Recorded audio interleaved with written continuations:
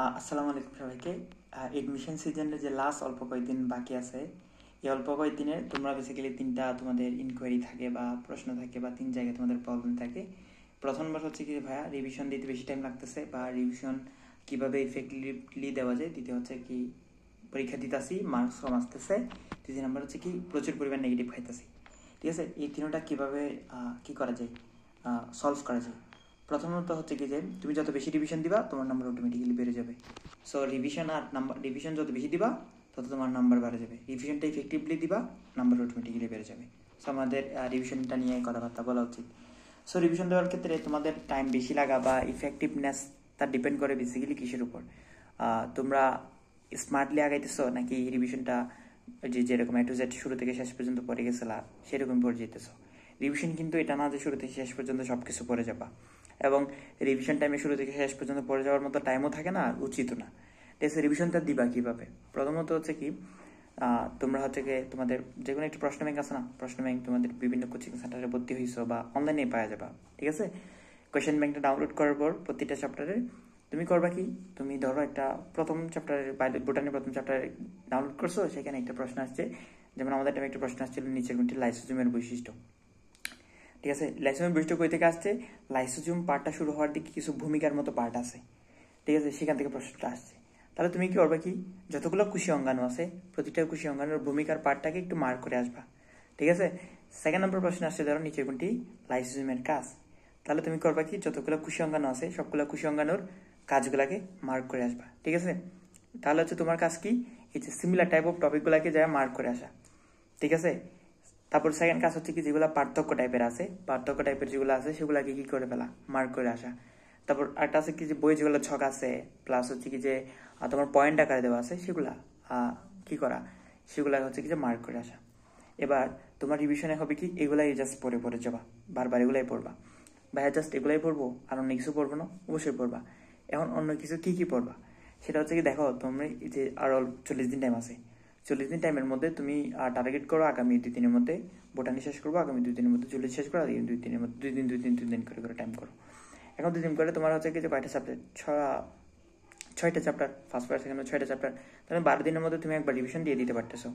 এই 12 দিনের রিভিশনে, আগামী 12 দিনের রিভিশনে তোমার প্ল্যানটা হবে কি, তুমি যে এতদিন উইকলি দিছিলা, ডেইলি এক্সাম দিছিলা, ডেইলি এক্সামের প্রশ্নগুলো বের করে ঠিক রিলিভেন্ট টপিকগুলোকে ফাইন্ড আউট করে বইয়ে যায় মার্কিং করবা। ঠিক আছে, বইয়ে যায় মার্কিং করার পর সেগুলো জাস্ট পড়ে আসবা। ঠিক আছে, তারপর করবা কি, যে স্যারের বইয়ের যে লাস্টে যে সারসংক্ষেপ যেটা আছে সেগুলো পড়বা।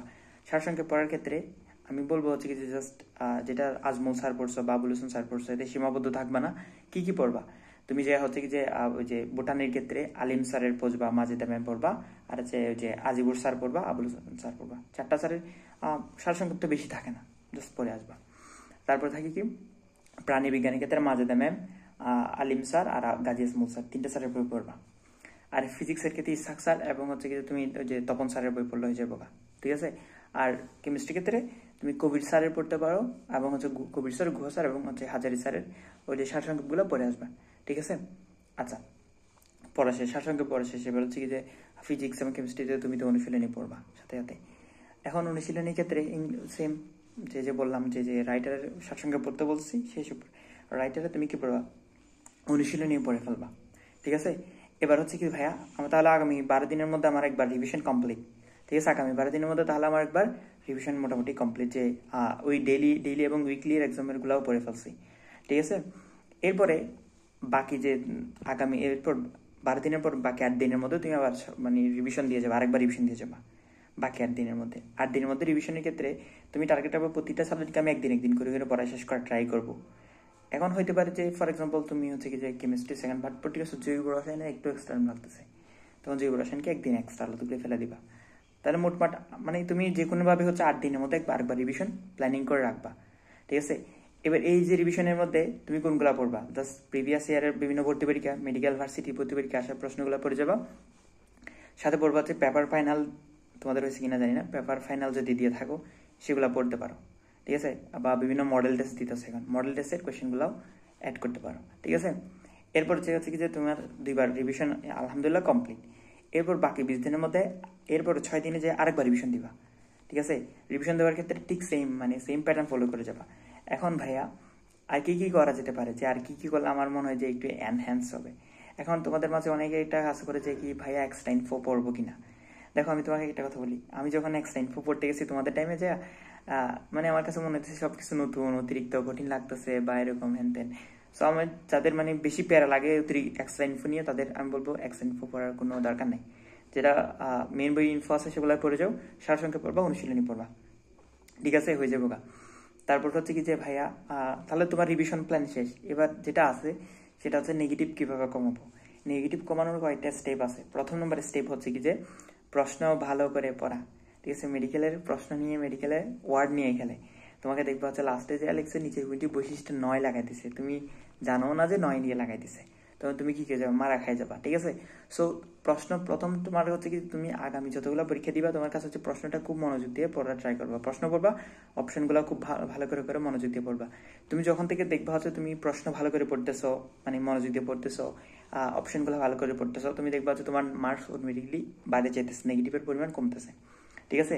সেকেন্ড নাম্বার যেটা আছে সেটা হচ্ছে কি যে practice makes a man perfect. যত বেশি এক্সাম দিবা তত ভালো।